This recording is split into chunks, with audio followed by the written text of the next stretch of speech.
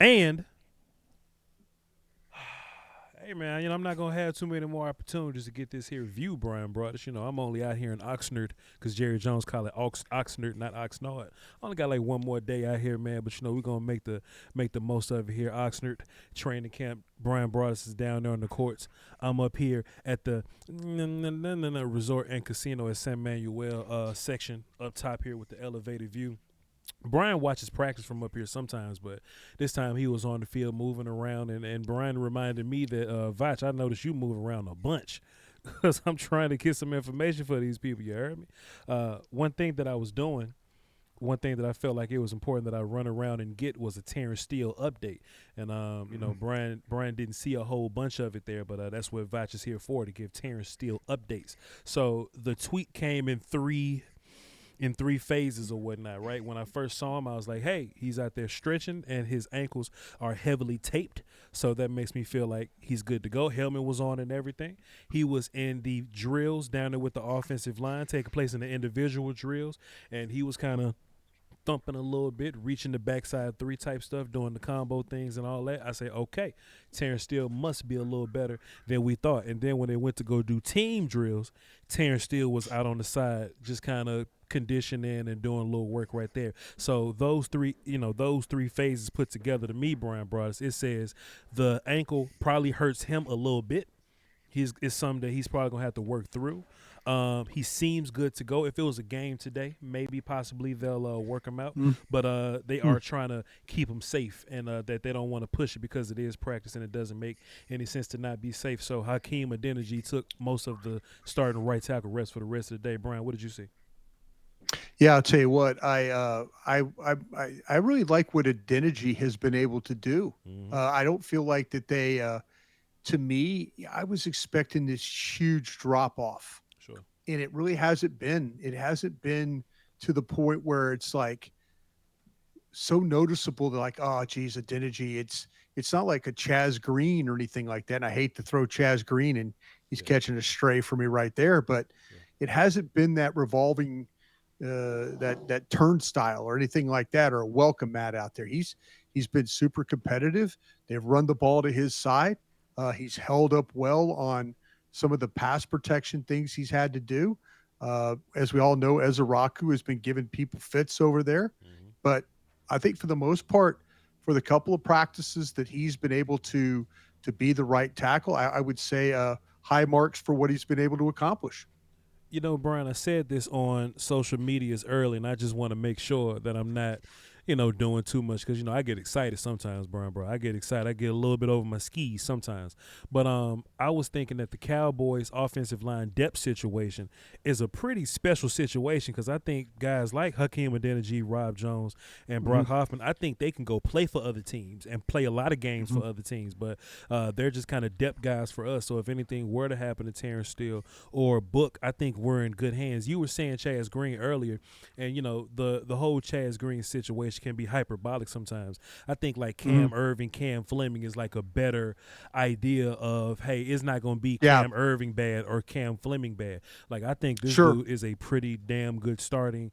If you need him to be right tackle, Hakeem Adeniji. If you need him to be Rob Jones too. So I think the Cowboys are fortunate to have them both. Yeah, like I said, that the whole thing is with this offensive line, with the new coaching staff and all that, and Will McClay and those guys on the pro side, I feel like they've done a pretty good job of going out and getting some veteran help. That's at least through 5 practices has shown that it's got some value and some teeth to it. Yeah.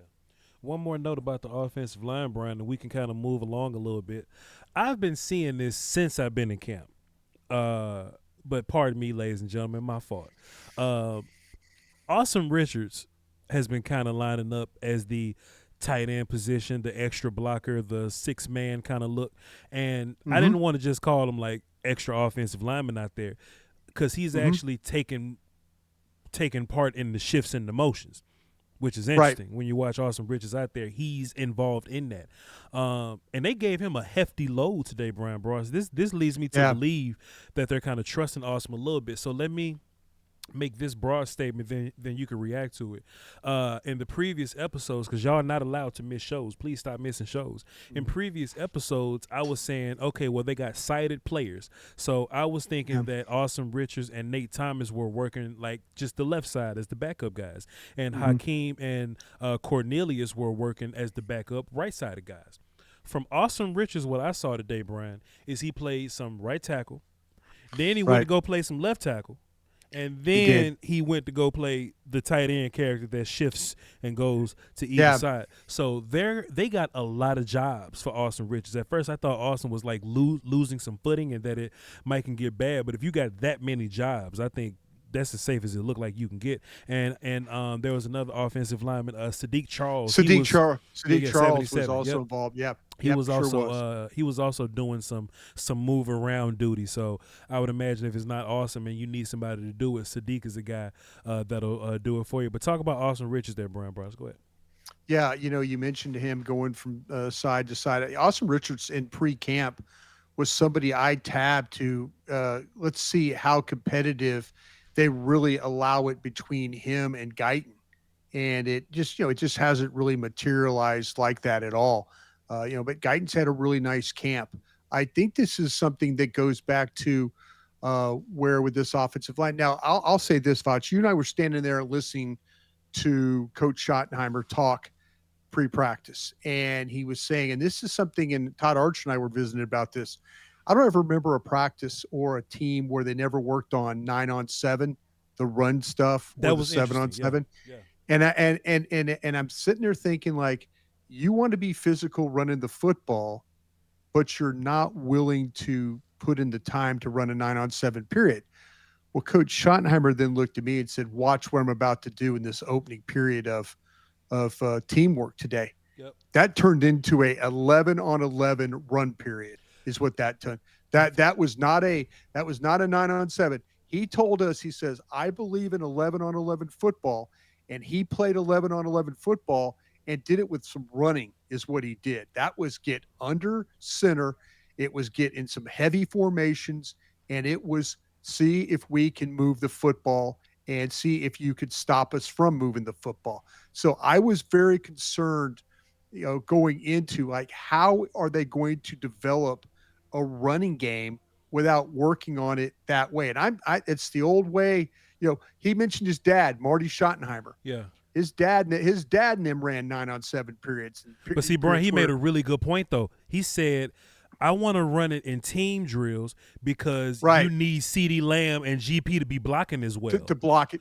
Yeah, and I was over with the receivers today, and that's something that they absolutely do. They were working on a catch, and then the second guy blocks. So they're interested in getting these receivers involved in blocking. This is going to be a part of their DNA. But Brian Schottenheimer, I had some serious doubts coming into this practice. Like, okay, how is he going to make his team better running the football without doing these periods? Well, he just did it in team. The first 10, 12 plays of team were just lining up and handing the football to these backs and then letting the line come off and letting them get into the defenders and see where this thing takes them. I like this Schottenheimer guy, Brian. You know what I'm saying? Because I'm with you, and when we've been out here, we're not running a whole bunch of one-on-ones neither. I was waiting on the one-on-ones today.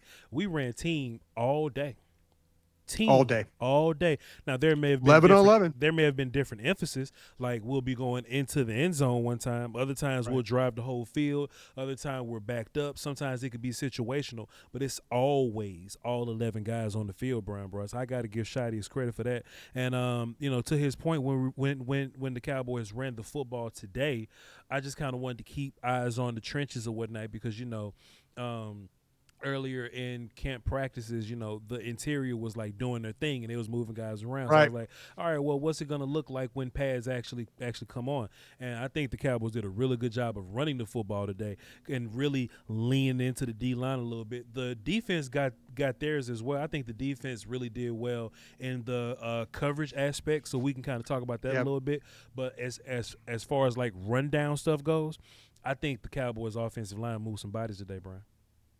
Yeah, I do. I think Solomon Thomas, if you want to talk about a defensive guy that had a pretty good day up front, Mm-hmm. I think Solly Thomas, there was one time though where, and it was on back-to-back plays where he was able to win against Smith Mm-hmm. and be disruptive. And then the very next play, they tried to block back with BB on him, and he was up the field before BB was able to even react. So Solly Thomas was able to show you some quickness with what he was been able to do. But for the most part, yeah, I like what you were talking about there. The linebackers, I know Maris Leofau had, Maris Leofau, the very first play in team, he knocks the ball out of John Stevens' hands, Real and then the fast, bro. very Real next fast, real play, fast, real fast, real fast, real fast. Don't leave Solomon though. Don't leave Solomon. Do you think that that's how he's gonna have to win?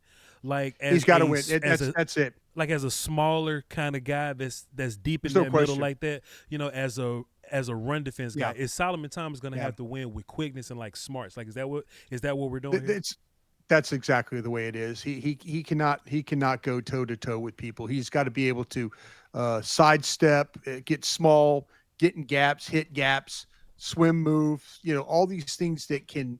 He has been far more active inside than any of the other defensive tackle, with the exception of Winfrey. I think Winfrey, when he gets in there, he's active like so. He Very flies. similar type players, but they're going to have to win with quickness when it goes when it comes to Solomon Thomas playing that three technique. Perry on Winfrey got a little motor on him, don't he, Brian Brothers? Big motor, big motor. Guy's an interesting player just because I feel like he's got some snap in his hands. When you see him get when he gets his hands inside, he's got strength. He could shock the blocker, and he can move down the line and or get up the field. He can make himself, as I mentioned, he can make himself small, getting gaps. This is one of those that I have a feeling when we get to some preseason games and stuff that Perion Winfrey is going to be a guy that's probably going to make some tackles, and everybody will be talking about it. But you heard it here first. This guy's had some really productive practices against some really good, that I feel like good guard center combinations. Pardon me for cutting you off. I didn't want to leave Solomon Thomas. You were saying something good about Maris Leofau a little earlier. Yeah, Maris Leofau, though, like you say, the first play they throw the ball on the boot, and Stevens makes the play, and Maris Leofau comes running in, boom, knocks the ball out right off the jump. Here we go, creating another turnover. And then the very next play, though, he was able to knife through, meet Williams right there in the backfield. They've been tackle for loss, no gain. So, just a couple of flash plays. We thought that was going to happen is that some of these linebackers were going to show up. We saw guys that have to be physical, you don't always see it in the t-shirts and helmet aspects of the game, but you see it when they're involved with having to close down a place. I'll say this though about the offensive line. I want to give credit too, because we haven't talked very much about TJ Bass. Mm-hmm. I don't know if you saw this one, really nice trap block or a counter block. There were a couple of times they hit a counter one time where it was Smith and Guyton coming from left to right, and they cleaned that thing up, and Williams jumped in behind him. Sure did. Good way to run the football right there. But good trap block by Bass later in the practice, coming down and just once again kicking the outside, and then they get the ball in behind him. I thought Sanders, I thought those guys ran the ball with some purpose today. No Deuce Vaughn, he's dealing with a hamstring injury. They're saying it's not as serious as it was last year. Hopefully he won't miss very much time. Brian, since we're talking about injury, did you get a report on Brevin Span Yeah. forward? He kind of went Yeah, I down a did. little bit with a lower leg. It looked like he did kind of needed some help to move around. Then he kind of walked off on his own into the tent. What did you hear about Brevin, Brian? Yeah. Brevin Span forward. They think it's a sprained ankle, and they're doing an MRI, which we're taping right now on a Sunday afternoon. So hopefully either this evening or tomorrow, we will get some news on Brevin Span forward. But initial thought is that it is a sprained ankle. MRI pending. We'll get more information about it tomorrow. Fair enough, Brian Brothers. Let's just I mentioned it earlier. I did notice that the DBs had a really good day today. They did. Um, They did. they were kind of giving GP a hard time. Um, They were. CD was able to kind of get his or whatnot, but I think Jalen Tolbert was given a hard time today. GP was given a hard time. Absolutely. Absolutely. They were Yep. they were really on every wide receiver, not named CD Lamb. Right. Brian, I'm really blown away by how consistent these guys are. They have, it's not like they're just having one really good day and we're overreacting to it. Like Hmm. they've been playing Yeah. some really good defense like the whole time I've been out here. So talk to me about the defense, the coverage, the DBs, Brian. Talk to me about those guys. Yeah. You know what you mentioned about Because I ain't CD, watching and them. I there was was watching offensive line. Go ahead. yeah, no, no, I know you were. So to me, and I think with CD, he was. I think there was a couple of times where he and Dak tried to connect on a deep ball. I didn't think that the first two were as good as they needed to be Mm-hmm. today. I didn't think Pickens was as good as he needed to be, and I didn't really think that Lamb. I thought there was a little bit of some disconnect Mm. with Dak trying to find them. Pickens had a drop over the middle that was really uncharacteristic for him, and then came back, made a catch. But you got to give some credit to the way that these guys played today. I'll throw Carson in there, Mm-hmm. and I'll especially throw Booth in there. I know Booth is the one that everybody likes to kind of beat up on when it comes to this secondary, but with no with no Diggs, no Bland. I mean, this is this. We saw Ravel today. He wasn't with the. He was with the working with the defensive backs, on the side over there, but it wasn't like with Britt Brown. So maybe he's closer to coming back. Hopefully that's the case to get him out there and get some work. But I want to say we don't get to talk about Booth very much, but good day by him knocking the ball away. Good job by him staying in coverage as well a couple of different times. So the secondary, Hooker had a nice play coming up. They tried to throw the ball inside. You mentioned Tolbert. Tolbert had been pretty good at running inside routes, coming back to the football and making catches. Yeah, today he had a ball that was a little high that should have been caught, was a drop. So not the best day or not the cleanest day for the Cowboy wide receivers catching the football. I'll tell you what, there was they had a chance opportunity. I don't know if you saw this one. They put Turpin in the backfield, and this is on Joe Mixon, I think. They put Turpin in the backfield, and they're going to run him to the flat. It's a design throw, and like he's like screaming for the ball, and Milton ends up throwing across the middle, and it's incomplete. And I'm like, okay, you put him in the backfield for a purpose of throwing the ball in the flat. I mean, they're like picking the edge. They're picking the edge, and he's going behind the pick. And Milton on a design play doesn't even look at it. And I'm sitting there going, come on, Joe.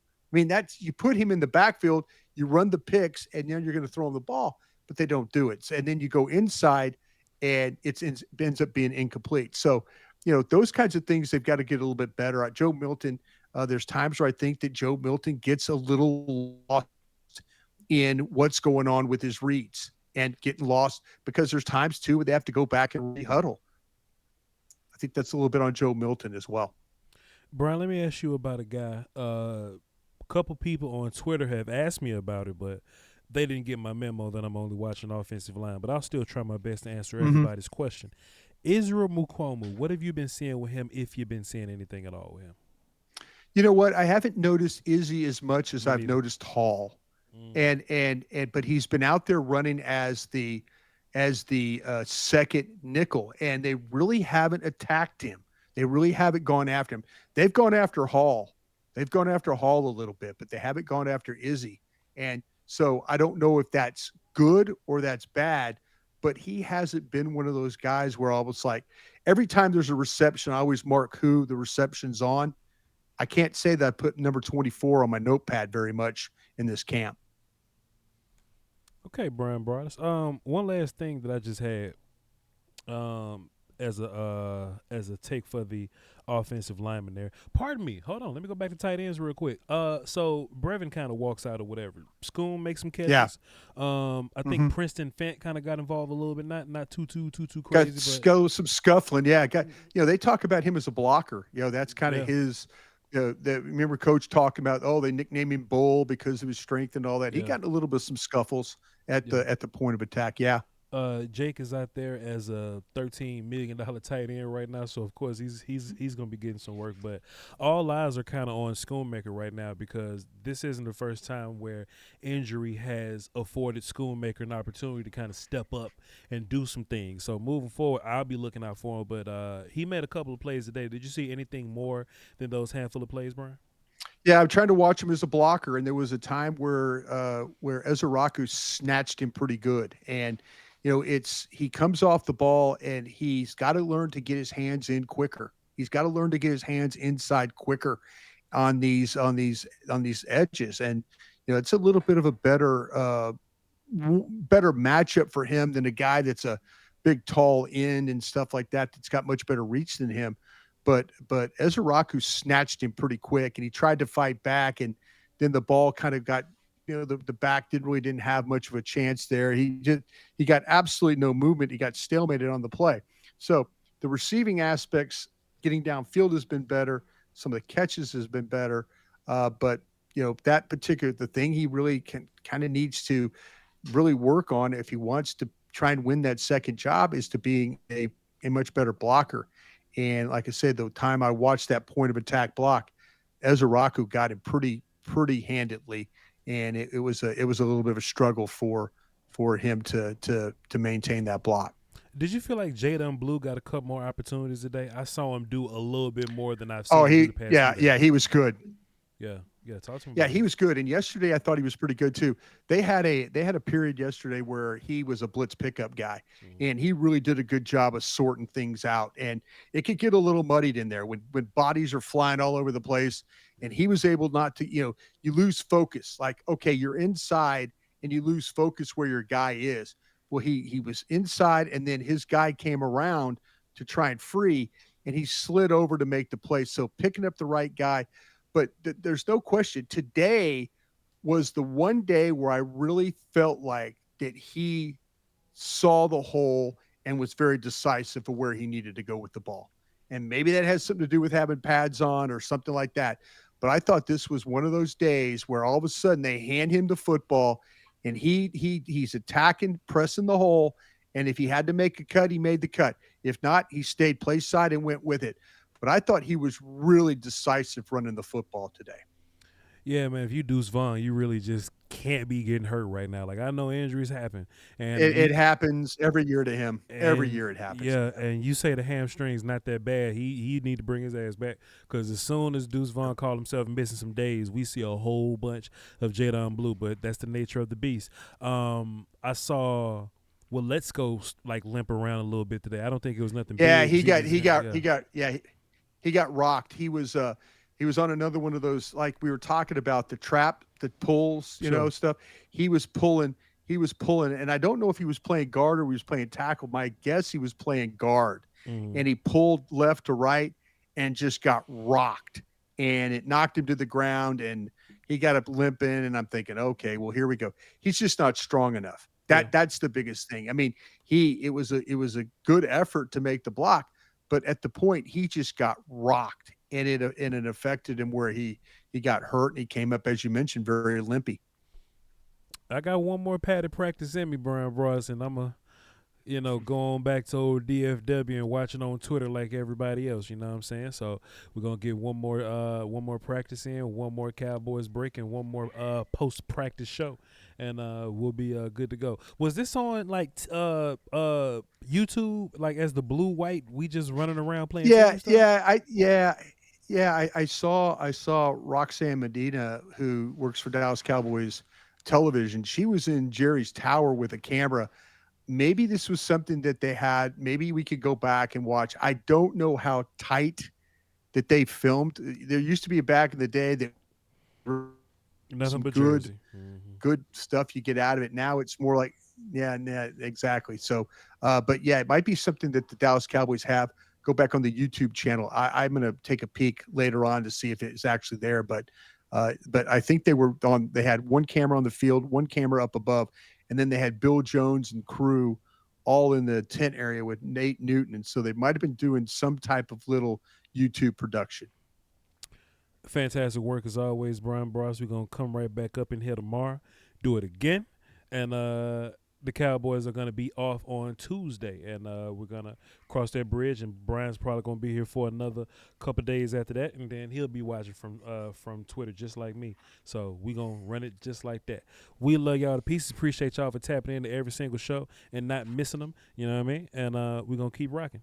VOCHLOMBARDI, and that's BRY in Broadus on Twitter. Y'all be sure to follow him. September 1st is the tentative date for the first episode of Crown Global. So y'all be sure to keep your eyes on for that. Y'all hold it down. Until next time, all right? Crown.